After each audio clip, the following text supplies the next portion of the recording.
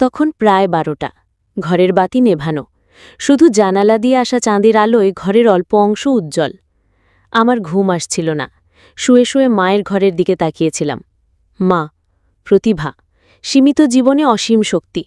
যতই দিন যাচ্ছে মায়ের মুখে গভীর চিন্তার রেখা স্পষ্ট হচ্ছে। বাবা চাকরি হারাতে বসেছেন, সংসারে টানাটানি, ঘর ভাড়া বাকি, আমার স্কুলের বেতন অনিশ্চিত। বাবার অফিসের বস মিস্টার শ্যামল দত্ত গত সপ্তাহে আমাদের বাড়িতে এসে গিয়েছিলেন। চোখে মুখে ছিল অন্যরকম একটা দৃষ্টি, মায়ের প্রতি কেমন যেন আগ্রহ। আমি শিশু মন হলেও বুঝেছিলাম কিছু একটা বদলাচ্ছে।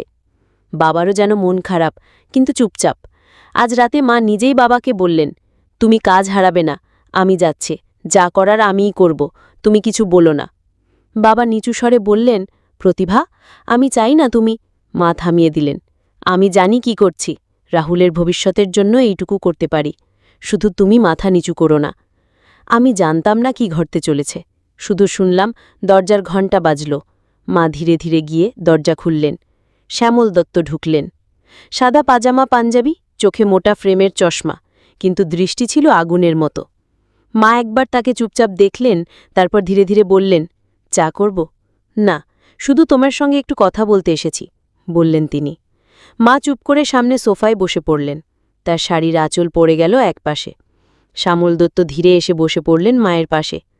আপনি জানেন তো, আপনাকে অনেক দিন ধরে পছন্দ করি, শুধু সৌন্দর্যের জন্য না, আপনার সাহস আর আত্মসম্মানের জন্য।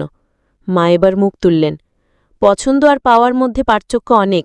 আমি দয়া চাই না, সাহায্য চাই। আপনি চাইলে বাবাকে চাকরিতে রাখতে পারেন, কিন্তু তার জন্য যদি শরীরের বিনিময় চান, আমি রাজি। কিন্তু আমি যেন ভিক্ষা না করি, আমি দাঁড়িয়ে থাকি মাথা উঁচু করে। শ্যামল দত্ত স্তব্ধ। তারপর ধীরে ধীরে মায়ের হাতে হাত রাখলেন। তুমি যদি পাশে দাঁড়াও, আমি শুধু চাকরি নয়, তোমার পুরো পরিবারের দায়িত্ব নিতে রাজি। মা চোখ বন্ধ করে কিছুক্ষণ বসে থাকলেন। তারপর ধীরে ধীরে মাথা হেলালেন। একটা ঘন নীরবতা, তারপর তার মাঝে এক স্পর্শ। মায়ের কাঁধে আলতো হাত রাখলেন তিনি। মা ধীরে ধীরে তার দিকে তাকালেন। চোখে চোখ, অভিমান, ঘৃণা, সাহস আর এক গভীর আত্মত্যাগ মিশে আছে মায়ের চাহনিতে। শ্যামল দত্ত চারদিকে এগিয়ে এলেন, ধীরে, শ্রদ্ধায়। একটি চুম্বনের পরত মায়ের কপালে। তারপর মা নিঃশব্দে উঠে গেলেন পাশের ঘরে, দরজা ভেতর থেকে লাগিয়ে দিলেন। আমি জানি না ভেতরে কি ঘটল, কিন্তু জানি সেদিন আমার মা শুধু আমার ভবিষ্যতই রক্ষা করলেন না, বাবার সম্মান, নিজের আত্মসম্মানও বাঁচিয়ে রাখলেন। রাত অনেক হয়েছে, আমি তখনও ঘুমোতে পারিনি। ঘরের অন্ধকারে জানালার ফাঁক দিয়ে চাঁদের আলো পড়ছে মেঝেতে। হঠাৎ মায়ের ঘরের দরজা খোলার শব্দ পেলাম। মা ধীরে ধীরে বেরিয়ে এলেন। চোখে মুখে ক্লান্তি, কিন্তু অদ্ভুত এক শান্ত ভাব। তার শাড়ির আঁচলটা একটু এলোমেলো, চুল কিছুটা ভেজা।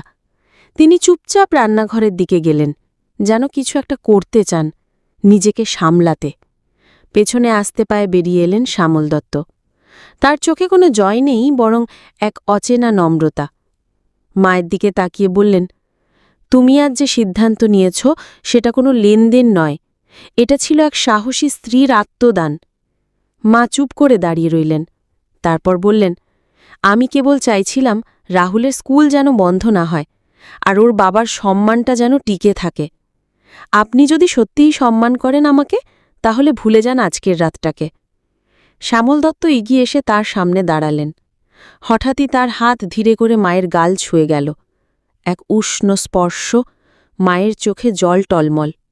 তিনি বললেন, তোমাকে আমি আজ প্রথমবার ছুঁয়েছি, কিন্তু এ শুধু দেহ নয়, তোমার সাহসকে ছুঁয়েছি আমি। তুমি চাও আমি ভুলে যাই, আমি ভুলে যাব। কিন্তু একটাই অনুরোধ, যদি কোনো দিন, কোনো রাতে নিজেকে খুব একা মনে হয়, ডেকো, শুধু পাশে বসে থাকব। মা একটু হাসলেন, নিঃশব্দে বললেন, তুমি ভালো মানুষ হতে চেয়েছিলে, আজ হয়েছ। তিনি ধীরে ধীরে তার হাতটা বাড়িয়ে দিলেন। একটা কোমল আলিঙ্গন, একটা মুহূর্ত, উষ্ণ, গভীর, অথচ সংযত। চুম্বন নয়, এ ছিল সম্মান ও সম্পর্কের নীরব চিহ্ন। আমি জানি না কেন আমার চোখ বেয়ে জল গড়িয়ে পড়ল। সেই রাতে আমি বুঝেছিলাম, কখনো কখনো ঘনিষ্ঠতা মানে শুধু শরীর নয়, মন ও আত্মত্যাগের এক ভাষা। ভোরের আলো জানালার পর্দা গলে ধীরে ধীরে ঘরে ঢুকছে। রাহুল তখনও গভীর ঘুমে।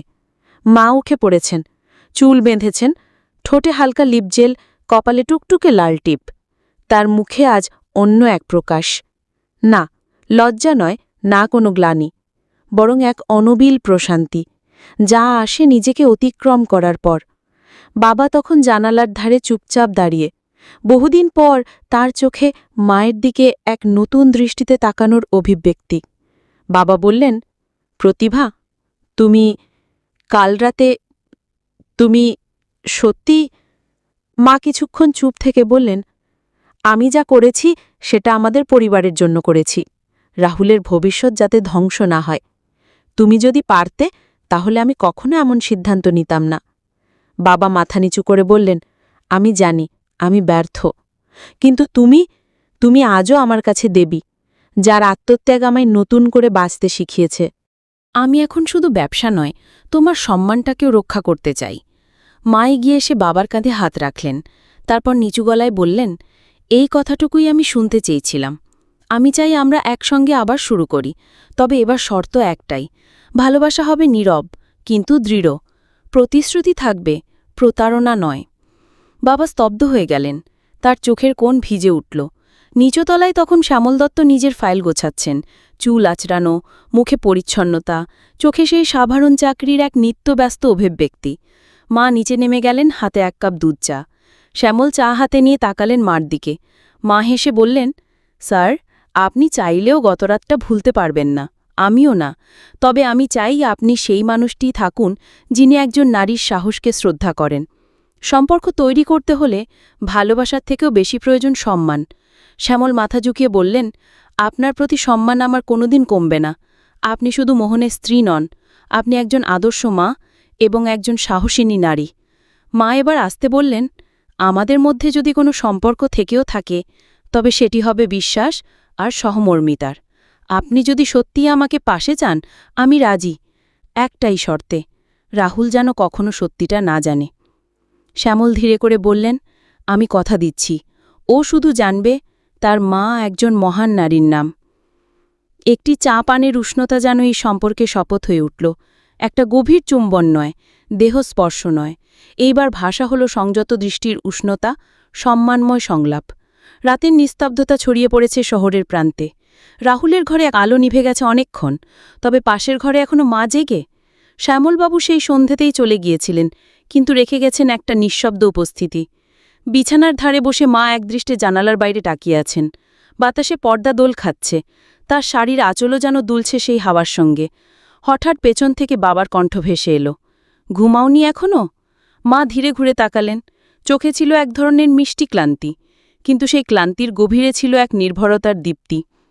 ঘুম আসছে না, অনেক কিছু মনে পড়ছে, মা বললেন। বাবা এসে পাশে বসলেন। এই প্রথম অনেক অনেক দিন পর দুজনের মধ্যে এক বিনম্র নৈকট্য। বাবা মার হাত ধরলেন, মা একটু সরালেন না। তারপর বললেন, তুমি জানো তো, আমি কেবল স্ত্রী নই, আমি একজন মা, একজন মানুষও। ভালোবাসা মানে কেবল একসাথে থাকা নয়, বোঝাপড়াও দরকার, সেটা আমরা ভুলে গিয়েছিলাম। বাবা মুখ নিচু করে বললেন, তোমার সাহস, তোমার দৃষ্টিভঙ্গি সবকিছু আমাকে নতুন করে ভাবতে শিখিয়েছে। আমি যদি ফিরে আসি আগের সেই মোহন নয়, নতুন করে গড়া নিজেকে নিয়ে। মা আস্তে করে বাবার মুখের দিকে তাকিয়ে বললেন, আমি চাই তুমি ফিরে এসো, কিন্তু আমার পাশে সমান হয়ে দাঁড়িয়ে।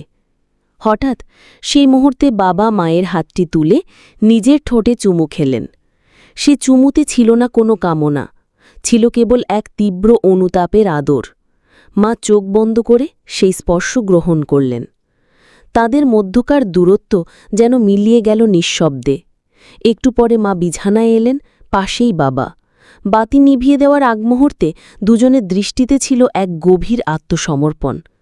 তাদের শুয়ে থাকা ঘরে শব্দের প্রয়োজন ছিল না, দেহের উষ্ণতা আর হৃদয়ের স্পন্দন মিলেমিশে এক হয়ে গিয়েছিল। রাত তখন ক্রমশ আরও গভীর হচ্ছে, আর এক ভাঙা সম্পর্ক তার পরিণতির দিকে এগোচ্ছে, নতুন ভরসায়, নতুন করে জোড়া লাগার আশায়। সকালটা অন্যরকম। আকাশ ছিল স্বচ্ছ, কিন্তু প্রতিভার মনে রয়ে গিয়েছিল মেঘের মতো এক আবরণ। গত রাতের স্মৃতি এখনও ঘুম ঘুম চোখে ভাসছে। রাহুল স্কুলে বেরিয়ে যাওয়ার পর প্রতিভার রান্নাঘরে নিজেকে ব্যস্ত রাখছিলেন। বাবা, মোহনবাবু চুপচাপ বসেছিলেন সোফায়। তার মুখে একরকমের আত্মগ্লানি, আবার কৃতজ্ঞতারও আভাস ছিল। প্রতিভা, তোমার কাছে আমি ঋণী হয়ে গেলাম, মৃদু কণ্ঠে বললেন মোহন। দুঋণ নয়, এটা ছিল আমার সিদ্ধান্ত। প্রতিভা শান্তভাবে বললেন। তিনি আর মুখ নিচু করেন না, কারণ তিনি জানেন যা করেছেন তা কেবল পরিবারের ভবিষ্যতের কথা ভেবেই। ঠিক তখনই বেজে উঠল ফোনটা। স্ক্রিনে ভেসে উঠল শ্যামল স্যার। বাবা মায়ের মতো এক চাপা উত্তেজনা ছড়িয়ে পড়ল ঘরে। প্রতিভা ফোনটা হাতে নিয়ে একটু ইতস্তত করলেন, তারপর হালকা হাসি দিয়ে ফোনটা ধরলেন। Hello sir. ওপাশ থেকে ভেসে এলো সেই চিরচেনা গলা। আপনার প্রতি সম্মান আরও অনেক গুণ বেড়ে গেছে প্রতিভা। আপনি আজ শুধুমাত্র একজন স্ত্রী নয়, এক অসাধারণ নারীও। প্রতিভা মাথা নিচু করলেন। তার চোখে জল এসে গিয়েছিল, কিন্তু গলার স্বর ছিল দৃঢ়। আমার ছেলের পড়াশোনা, সংসারের নিরাপত্তা, এসবই এখন আমার কাছে সবচেয়ে বড় চাওয়া। আপনি কথা দিয়েছিলেন? হ্যাঁ, আমি আমার কথা রাখব। শ্যামল স্যারের গলায় ছিল দৃঢ়তা। মোহনের প্রমোশন, নতুন প্রজেক্ট, সব কিছুই আগামী সপ্তাহেই হয়ে যাবে। আর আপনি যদি কখনো আমার সঙ্গে কোম্পানির সোশ্যাল প্রজেক্টে কাজ করতে চান, দরজা সব সময় খোলা। প্রতিভা একটু চমকে উঠলেন, কিন্তু উত্তর দিলেন না। ফোন রেখে দিতে দিতে তার চোখ পড়ল ঘরের এক কোণে দাঁড়িয়ে থাকা মোহনবাবুর দিকে। তার চোখেও ভিজে ভাব, কিন্তু তাতে লজ্জা নয়, কৃতজ্ঞতার আলো। প্রতিভা এগিয়ে গেলেন, একটা কাপ চা হাতে দিয়ে বললেন, আসলে আমি যা করেছিলাম সেটা কেবল তোমার জন্য নয়, রাহুলের জন্য। একটা মায়ের দায়িত্ব কিভাবে একটা স্ত্রীকে ছাপিয়ে যায়, সেটাই তুমি এবার বুঝতে শিখো মোহন। মোহনবাবু মাথা নত করে কাপটা নিলেন, শুধু বললেন, আমি তোমার পাশে নতুন করে দাঁড়াব প্রতিভা, একজন বন্ধু হয়ে, একজন সম্মানকারী স্বামী হয়ে। প্রতিভা তাকিয়ে রইলেন তার চোখে। সেই চোখে ছিল না আর কোনো অভিযোগ, ছিল কেবল এক স্পষ্ট প্রতিজ্ঞা, আমরা আবার নতুন করে শুরু করব। দিন 3 কেটে গেছে। প্রতিভা যেন স্বাভাবিক জীবনে ফিরতে চাইছে, কিন্তু ভেতরে এক অদ্ভুত টানাপোড়ন। শ্যামল স্যারের প্রস্তাবটা সহজ ছিল না। আমাদের ফাউন্ডেশনের প্রজেক্টে যুক্ত হন। আপনার দৃষ্টিভঙ্গি, উপস্থিতি আর আত্মবিশ্বাস আমাদের কাজে লাগবে। প্রতিভা ভেবেছিলেন হয়তো শুধু এক রাতের বিনিময়ে স্বাভাবিকতা ফিরিয়ে আনবেন, কিন্তু এখন এই প্রস্তাব, সম্মানজনক হলেও, এক নতুন পথে টেনে নিয়ে যাচ্ছে তাকে। সেই সকালে আবারও মেসেজ এলো, আগামীকাল সকাল 10টায় আমাদের অফিসে দেখা করুন প্রতিভা ম্যাডাম। প্রতিভা ঘরের কোণে দাঁড়িয়ে থাকেন, পর্দার ফাঁক দিয়ে সূর্যের আলো এসে পড়েছে তার মুখে। মোহনবাবু চুপচাপ দাঁড়িয়ে। তুমি যাচ্ছ? প্রশ্ন করলেন তিনি। প্রতিভা কিছুক্ষণ চুপ, তারপর শান্তভাবে বললেন, যাচ্ছি, কারণ তোমার ঘাড় থেকে ভরসার দায় কিছুটা সরাতে চাই। আমার ছেলের ভবিষ্যৎ গড়তে চাই, তবে নিজের আত্মসম্মান নিয়েই কাজ করব, নিজের শর্তে। মোহন মাথা নিচু করলেন, তার চোখে স্পষ্ট অনুশোচনা। তবু বললেন, প্রতিভা, আমি চাই তুমি নিজে তৈরি হও, আর শ্যামল যাই বলুক, তোমার সিদ্ধান্তেই হোক সবকিছু। পরের দিন সকাল, শ্যামল স্যারের অফিসে প্রতিভা ঢুকলেন মাথা উঁচু করে, গায়ের শাড়িতে শালীন সৌন্দর্য আর মুখে দৃঢ়তা। স্যার উঠে দাঁড়ালেন, হাসলেন। আপনাকে দেখে বোঝাই যাচ্ছে আপনি সিদ্ধান্ত নিয়ে এসেছেন। প্রতিভা চেয়ারে বসে বললেন, আপনি আমাকে চাকরি দিতে চেয়েছেন, আমি সেটা নিচ্ছি। তবে একটাই শর্ত, কাজের জায়গায় আমাকে শুধুই একজন কর্মী হিসেবে দেখবেন, একজন নারী হিসেবে নয়। স্যার কিছুক্ষণ চুপ করে থাকলেন, তারপর হালকা মাথে নাড়লেন। আপনার এই চোখের দৃঢ়তা আমার খুব পছন্দ। আপনি শুধু আমাদের সংস্থার মুখ হবেন না, অনুপ্রেরণা হবেন আরও অনেক মহিলার জন্য। প্রতিভা একটু হেসে বললেন, একজন স্ত্রী, মা আর একজন নারী, 3টে সত্তাকে একসাথে নিয়ে চলার সহজ নয় স্যার, কিন্তু অসম্ভবও নয়। সন্ধ্যায় বাড়ি ফিরে প্রতিভা ছেলের পাশে গিয়ে বসে। রাহুল মায়ের কোলে মাথা রেখে বলে, মা, তুমি হিরো। স্কুলে আমাদের মিস বলেছিল যে সব মায়েরাই সুপার উইমেন।